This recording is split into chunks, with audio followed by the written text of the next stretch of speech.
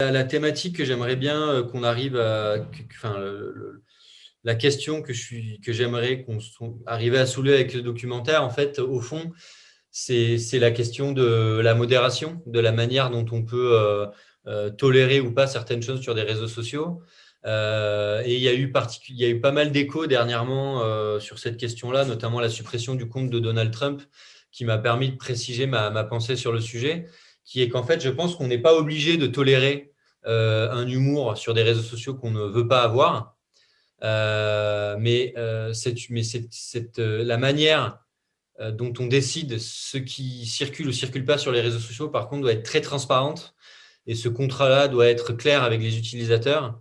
Donc, si on veut d'un réseau social sur lesquels on n'a pas, on met fin à l'anonymat, comme ça a été proposé par Emmanuel Macron, comme ça a été répété par Éric Dupond-Moretti quand il est arrivé au ministère de la Justice, à ce moment-là, il faut le dire, il faut faire un réseau social où il n'y a plus d'anonymat, où toute blague qui dépasse une limite qui aura été fixée par les utilisateurs eux-mêmes sera exclue. Et à ce moment-là, les gens qui viendront sur ce réseau sauront ce qu'ils vont retrouver.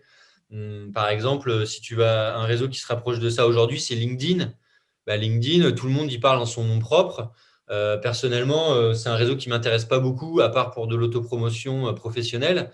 Mais pourquoi pas? C'est un réseau qui a sa fonction et voilà, c'est très bien. LinkedIn, au moins, ça ne me pourrit pas mes journées. J'y vais une fois toutes les 2 semaines et puis voilà. Et puis, ça me permet de rentrer en contact avec des gens.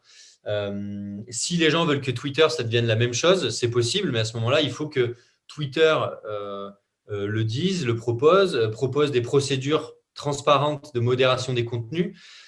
Et ça, c'est la deuxième chose, c'est que je pense que non seulement il faut que les conditions les limites de la liberté d'expression soient clairement fixées, mais surtout, il faut que ce soit les utilisateurs qui puissent en fixer les limites.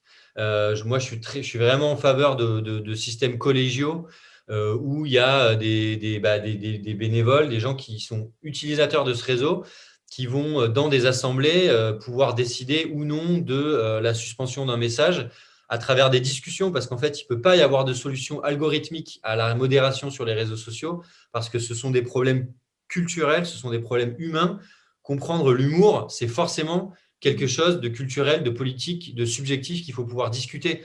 Si on demande à des machines de résoudre à notre place des questions que nous, on n'a pas résolues après 3000 ans de civilisation, ça ne va pas fonctionner. Et on va se retrouver avec des aberrations en tout genre et surtout un appauvrissement de la discussion sur ces réseaux-là. Donc moi, c'est cette question-là que j'aimerais bien arriver à faire émerger, c'est-à-dire comment est-ce qu'on modère nos réseaux sociaux et surtout faire prendre conscience aux gens aujourd'hui qu'il y a beaucoup trop de choses en jeu sur les réseaux sociaux pour que ce soit uniquement quelques conseils d'administration ou quelques milliardaires qui décident des contours de ce réseau-là, quoi.